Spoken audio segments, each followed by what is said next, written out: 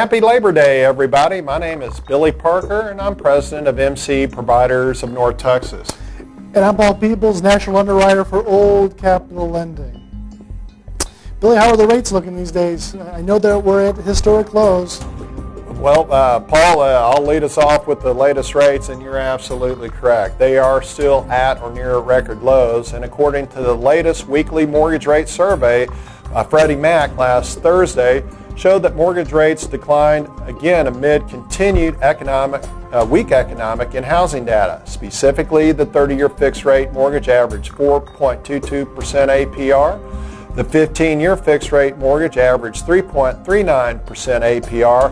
Now get this, Paul, the 5-year ARM set an all-time new record low, having fallen for the 8th consecutive week, and that stands at 2.96% APR. Paul, as you know, the 5-year ARM is a very popular mortgage for customers who are transferred with their jobs and who realize that their assignments will be less than 5 years. Now, to give some perspective of how low rates are, this time last year, the 30-year fixed rate mortgage averaged 4.32% APR. The 15-year fixed rate averaged 3.83% APR. Now, I know you've said from time and again that anytime you have rates below 7%, it's a smoking deal, and these current rates, I think you'll agree with me, are a smoking deal. That's right. But why are rates so low, Billy? Well, good question, Paul, and it's a very, very easy explanation, and I'd be more than happy to let our viewers know. Again, it's really simple and basic. The latest unemployment rate that was released last Friday still remains at 9.1%. Unfortunately, the economy grew at a slower rate of 1% in the second quarter than was expected. And then the Consumer Confidence Index in August fell to the lowest reading since April 2009.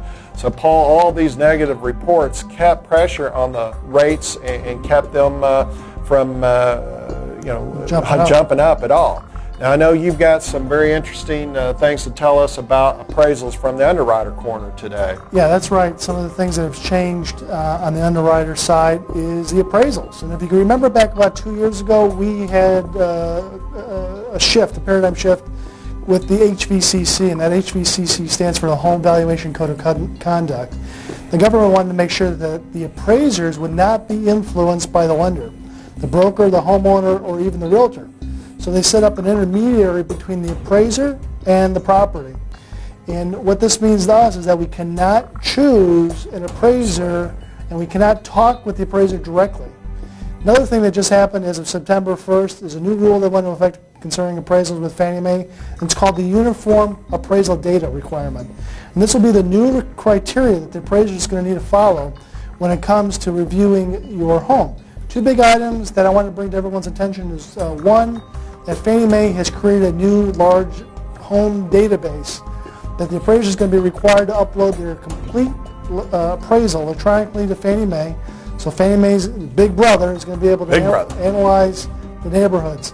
Number two, and this is probably the most important thing, appraisers are going to risk rate the condition and quality of construction of the subject property. Now, they're going to risk rate it in a couple different ways, from best being C1 through C6 being worst, and then Q, the quality of construction, from Q1 to Q6. Now here's the part that we have an issue with, is that if the property is risked C5 or C6 or Q6, then the underwriter cannot approve that loan. Fannie Mae is not going to be able to it's going to kill the deal. Lend on the property until the property is fixed. So the borrower has to wait for the seller to fix up the property. And that's going to affect a lot of the rental property market. So, because they want to buy the property to fix it up, and but it has to be fixed up prior to meet these new rules. So now we have a kind of a solution that if we find that the property has some issues with it, we can do a bridge loan, get it fixed up, and then afterwards, after it's been completed, then we can bring it over to Fannie Mae. So that's one of the new guidelines that everyone has to understand that could impact the sale.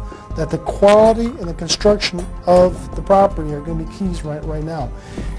Billy, what are our highlights, our spotlights for this week for properties? Well, good question, Paul. We're going to be looking at Plano, and then we're also going to be taking a look at Southlake. So in July, there were 239 homes that closed in Plano. The average sales price was $260,440, and the days on market was 72. Now, in the last 7 days of August, there were 58 homes that were listed and 38 homes that were sold. Moving over to Southlake, in July, there were 45 homes that were sold. The average sales price was $647,407, and we're looking at about 65 days on market. Now, the last 7 days of August, there were 9 homes that were listed and 7 homes that were sold. So, the total active listings as of September 1, there were 284 current active listings in Southlake, and in Plano there was 1,095 current active listings. Well, folks, that does it for this week. Thank you for tuning in. Thank you for your feedback, and we look forward to talking to you the next time. Have a great week. Thanks.